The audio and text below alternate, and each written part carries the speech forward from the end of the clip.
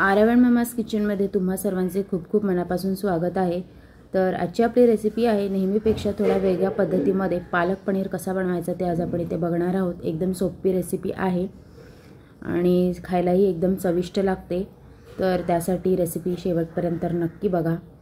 तर सगळ्यात आधी आपण पालक आहे तो शिजवून घेणार आहोत। तुम्ही कढईतही शिजवू शकता किंवा कुकरमध्ये 1 किंवा 2 शिट्ट्या घेऊनही शिजवू शकता। तर पहिल्यांदा पालक मी इथे शिजवून घेते। त्यानंतर आपल्याला लागणार आहे वाटण। तर ते मी 3 टोमॅटो, 7 ते 8 लसणाच्या पाकळ्या, अर्धा इंच आल्याचा तुकडा, मिरची तुम्ही तुमच्या आवडीनुसार घेऊ शकता आणि 1 वाटी काजू छोटी। मसाल्यांमध्ये आहे हळद, लाल तिखट मसाला, मीठ, किचन किंग मसाला, गरम मसाला आणि धणे जिरे पावडर। तर आता आपल्याला हे सगळे मसाले आणि जे काही वाटणाचं साहित्य आहे ते आपल्याला एकत्र मिक्सरच्या भांड्यामध्ये घालून वाटून घ्यायचं आहे। फाईन पेस्ट करून घ्यायची आहे। पाणी लागल्यास तुम्ही थोडंसं पाणी यामध्ये घेऊ शकता। संपूर्ण साहित्य मी घातलेले आहेत। आता मसाले घालूयात यामध्ये आणि छान पेस्ट करून घ्यायची आहे आपल्याला ह्याची। तर हे बघा अशा पद्धतीमध्ये इथे मी पेस्ट करून घेतलेली आहे। लगेचच भाजीची फोडणी करूया। तर 2 मोठे चमचे तेल घ्यायचं आहे आपल्याला। तेल घेण्यासाठी कंजूसी बिलकुल करायची नाही आहे। त्यानंतर पाव चमचा जिरं घातलेलं आहे। जिरं तडतडलं की आपल्याला त्यामध्ये 2 मोठे कांदे आहेत ते बारीक चिरून घालायचे आहेत आणि कांदा आहे तो छान गोल्डन ब्राऊन होईपर्यंत परतून घ्यायचा आहे। तर आता इथे आपला पालक आहे तो शिजलेला आहे। तर इथे मी बर्फाचे काही तुकडे घेतलेले आहेत, त्यामध्ये साधं पाणी घालून आपल्याला हे पालक त्यामध्ये घालायचं आहे, जेणेकरून पालकचा जो रंग आहे तो हिरवाच राहील, काळपट वगैरे पडणार नाही। त्यासाठी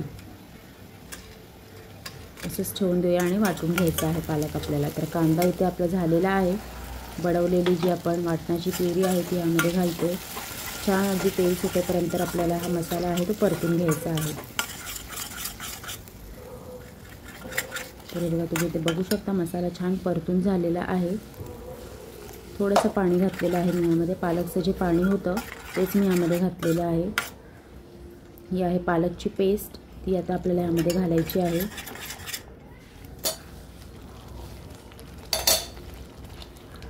पालकसुद्धा आपल्याला छान शिजवून घ्यायचा आहे यामध्ये, जेणेकरून त्याचा वास नको यायला खाताना, म्हणून 10 मिनटं तरी आपल्याला मीडियम गॅसवर हे पूर्ण आहे ते परतून घ्यायचं आहे।